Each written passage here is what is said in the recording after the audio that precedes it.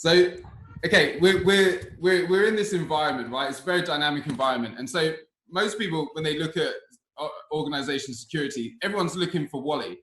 And I don't mean a stupid employee. I mean, Wally is somewhat of a primitive, right? It could be a vulnerability in your system. You know, it could be your Achilles heel, could be an insider threat, could be a number of things. But the fact is, there are Wallies everywhere. And this is just a concept that you know, we need to understand in order to have a good chance of defending ourselves against adversaries who just don't live in the confines of scoped testing. They don't live in the confines of your organizational policies. You know, if they have to break a window, they will break a window. If they have to blackmail someone, they will blackmail someone. And so what I'd like to show is this snapshot here, right? So if you say, well, where do the security issues lie in this picture, right? And so you might look at it and say, maybe it's the network, right? That's powering the TVs, you know, something, okay, so stick a firewall on it, right? Go buy one of these great products. And, you know, that might help secure that. But the fact is, when I look at this environment, I see a lot of different things. The first one is people, right? And so we can leverage people to do our dirty deeds for us. And one example of that is an IMSI catcher. And so for those that don't know, an IMSI catcher is basically a rogue base station, a rogue telecoms base station that you can deploy rather cheaply these days. You know, it won't cost you more than a few $100. The attack of these costs is very low. And so if you deploy this, then you can downgrade people's connections, intercept, you know, you can start to attack the devices themselves. Now, if one of those, let's say this is in a workplace, then these are all potential people that are going to help get your exploit to the next stage, right? What about when they connect to your enterprise network? What about when they back up their device? So this is a way in for sure. Now, another one could be a rogue access point. It works in a similar way. In fact, I've got one right here. And so, you know, the nature of devices are constantly spitting out, hey, are you my home Wi-Fi? And we inherently, these devices, we trust that they say, no, I'm not, no, I'm not. Well, this device will say, yes, I am, and will force the connection. And from there, again, you can do similar sort of stuff. You can attack the device. Essentially, you're utilizing these people to carry out the attacks for you. Then you've got protocol-specific elements of people like Bluetooth Low Energy, and we've seen a lot of that with the track and trace stuff, and then certain chips.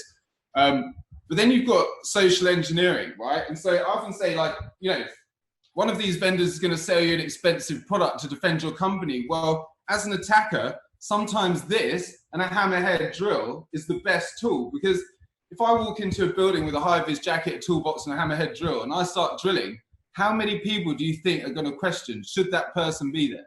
Right? Arguably none, because most people will expect the guy in the hoodie, the guy who's trying to not be seen, the person or the lady, you know, who's trying to not be seen, who's going to plug in a USB and do something nefarious. Well, you know, you're certainly not looking at the person, you know, banging and drilling on the wall. And then, of course, you've got the economic incentives. So we'll say, if all else fails, you can probably find someone who works at the organization that you can pay them $10,000 to plug in a USB, right? No problem. Like, without a doubt, you'll always find someone who's willing to do that.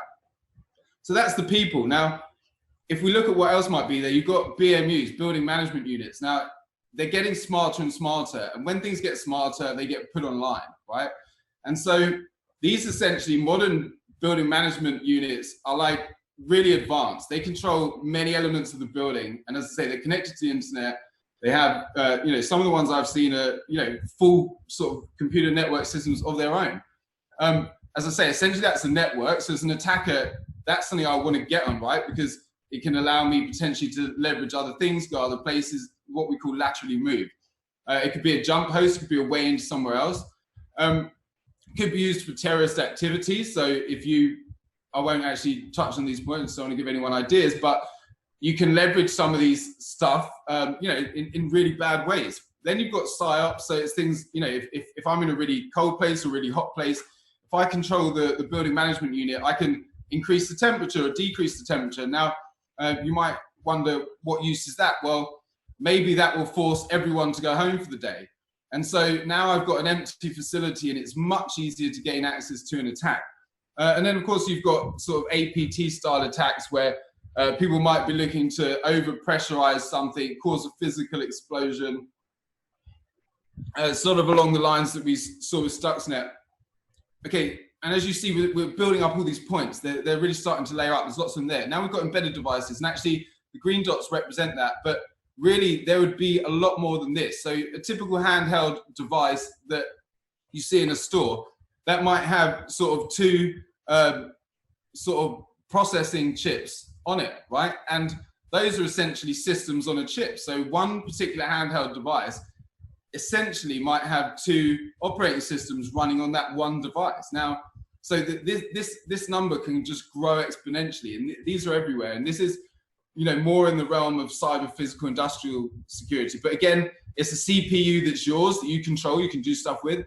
You can potentially laterally move throughout the environment depending on what sort of protocols are enabled on these embedded devices. You can install malware. Again, if it's a POS system, right? If I can backdoor the processing chip on that, well, you know, I can start to steal cash or withdraw funds or clone cards. You can gather info and covert operations. So, you know, most people are going to look at the host OS, right? But how many people are actually looking at what's running on these embedded chips? I can tell you, not many, right? Typically, that sort of stuff's reserved for high-level government auditing and military audits. Then you've got sort of the radio frequency spectrum as well. So right up until now, we've only, well, apart from the mobile, we've dealt with stuff that's probably on a network or a physical device. Well, what about all the stuff you don't see, right? And so that might include physical attacks, taking control of cranes, you know, manipulating real-world objects. It might allow you to eavesdrop, so you can use sort of things like this. This is called a hack RF, and this enables you to sort of monitor the radio spectrum, and you can notice things that are sent, and you can essentially replay them. That's a replay attack. There are other forms of these types of attacks, but essentially there are a lot of people that believe if you're not going over the internet and you're sending it over the air, that must be secure, right? And so they think that by implementing a custom protocol, we'll just, you know, completely derail any attempt to hack them. That's just not true. An attacker will simply set up one of these devices, log the traffic, use something like Wireshark to analyze the traffic, and reverse engineer the proprietary protocol. It's easy to do. You can't rely on this stuff to remain secure. Control, right? Again, a lot of these types of systems that communicate over the air in sort of non-typical protocols will be used for more serious types of things. And you can look to deny service and again laterally move and access. Then of course your open source intelligence, and I've sort of put this everywhere because this can apply to the people, it can apply to the embedded devices, and what I mean by that is looking up chipset or technology sort of data sheets from the manufacturer. It could include looking up employees, it could include looking up secret networks that are around. And so that would allow you to gain access to private networks that perhaps, you know, you wouldn't otherwise know about. Blackmail is a big thing. If I can do some OSINT and get some dirt on one of your employees, well, you know, that's something I can leverage to get them to plug in a USB, right? Default credentials, the systems that you've installed, it is just easy to find these things. So you have to change them, and they, you know, people just often don't.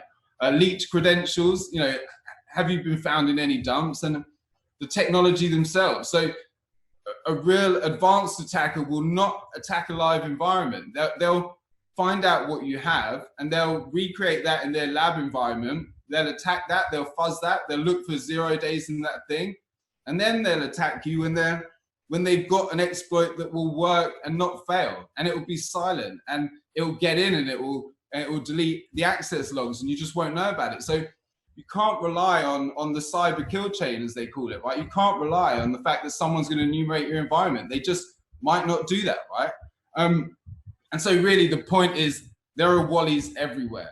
And I don't mean to say this in a way that should scare anyone, right? But it's just a fact that we need to acknowledge and change the way we think about applying security to the organization. You know, start to think more about the business impact, more about the context of the asset, more about our threat model, and you know, being realistic about it.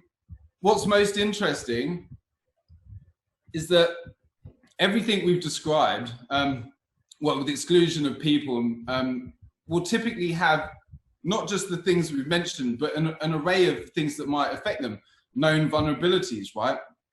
But that's not just that. There's configuration issues. And I can't tell you how many times I've successfully gained entry to somewhere based on configuration, not based on an exploit, not based on a CVE. So if you run vulnerability scanners or you do this kind of stuff, you say we're not vulnerable. That's probably not true, right? You have to configure the stuff well enough. And there's a great talk from the former head of the NSA, and he said, what's the difference between us and you? Well, we just know your network better than you do, right? And so that's the key. 0 days, I think the market says it all. There's a lot of this stuff around for a lot of these types of stuff. And then of course you have social engineering, right? Which we'll touch on that, shortly. But this is easy. Hi, this is tech support. Can you, SIM swapping? Can you change my SIM? Can you reset my password? Can you do this? So again, when you look at this sort of like dynamically changing environment with all the moving parts, constantly, you must have that smarter approach.